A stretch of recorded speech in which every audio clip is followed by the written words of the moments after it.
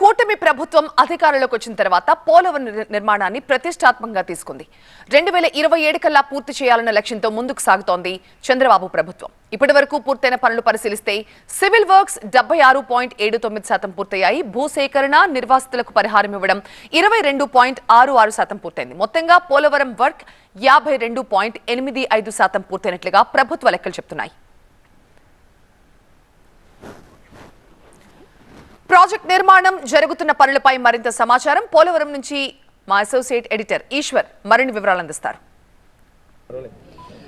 ఒక బహుళార్థ సాధక major project కట్టాలంటే ఎన్ని ఛాలెంజెస్ ఉంటాయో మనకి పోలవరం చూస్తే అర్థమవుతుంది. అనేక ఆర్థిక సమస్యలు, సాంకేతిక సమస్యలు, మిస్మేనేజ్మెంట్ ఇట్లాంటి అనేక కారణాలతో అనేక ఏళ్ల పాటు మన ఆంధ్రప్రదేశ్ రాష్ట్రానికి లైఫ్ లైన్గా భావించే పోలవరం చాలా ఆలస్యం అవుతున్న నేపథ్యంలో మళ్ళీ కూటమి ప్రభుత్వం అధికారంలోకి వచ్చిన తర్వాత మళ్ళీ If it's family, it has to be home. If it's home, it has to be Aparna. Saluting the spirit of every couple's sacrifice to build their dream home. ఆ పనులను వేగవంతంగా ముందుకు తీసుకెళ్లే ప్రయత్నం చేస్తోంది. ఈరోజు ముఖ్యమంత్రి చంద్రబాబు నాయుడు పోలవరంను సందర్శించబోతున్నారు. పోలవరంలో ప్రస్తుతం ఏ దశలో పనులు ఉన్నాయి, ఇవి ముందుకు తీసుకెళ్లడానికి ఎలాంటి కార్యక్రమాలు నిర్వహించాల్సి ఉంటుంది, దీనికి సంబంధించి ఇప్పటికే ఒక విదేశీ ఎక్స్పర్ట్స్తో ఇక్కడికి రప్పించి ఇక్కడ ఒక వర్క్షాప్ను కండక్ట్ చేశారు.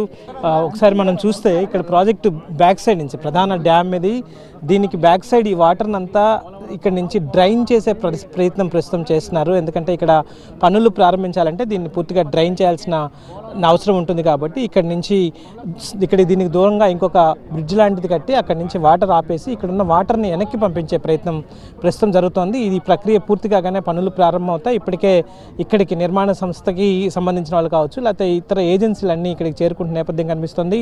ప్రధానంగా ప్రస్తుతం ఉన్న ఛాలెంజ్ డీ వాల్, అంటే ఈ డయాఫ్రమ్ వాళ్ళని నియమించాల్సిన నేపథ్యం. కాబట్టి దీనికి జర్మనీకి సంబంధించిన బావర్ అనే ఒక కంపెనీకి దీనికి కాంట్రాక్ట్ ఇచ్చారు. దానికి సంబంధించి అక్కడి నుంచే ఎక్విప్మెంట్ రావాలి, ఆ మిషనరీ అంతా విదేశాల నుంచి రావాలి. కాబట్టి ఆ ప్రయత్నం ప్రారంభమైంది. మొత్తానికి జనవరి 2వ తేదీ దీనికి సంబంధించిన ప్రాథమిక పనులు ప్రారంభమవుతాయి. ఆ తర్వాత అక్కడి నుంచి మిగతా డీ వాల్తో పాటు మిగతా ఈసీఆర్ఎఫ్ ఏదైతే ఎర్త్కమ్ రాక్ ఫిల్ డ్యామ్ కూడా ప్యారలల్గా కట్టాలి, లేదంటే ఇంకొక సీజన్ అడిషనల్గా పట్టే అవకాశం ఉంటుందని అధికారులు కావచ్చు, లేకపోతే ఇంటర్నేషనల్ నిపుణులు చెప్పారు. కాబట్టి సేమ్ ప్యారలల్గా కంప్లీట్ చేసి మొత్తానికి 2027 కల్లా దీన్ని పూర్తి చేయాలన్న లక్ష్యంతో రాష్ట్ర ప్రభుత్వం ముందుకు వెళ్తుంది. ఆ దిశగా ప్రస్తుతం కార్యాచరణ ప్రకటించడానికి ముఖ్యమంత్రి ప్రాజెక్ట్ సైట్కి రాబోతున్నారు. ఇక్కడ నుంచి రెగ్యులర్ మానిటరింగ్ ఉండబోతోంది.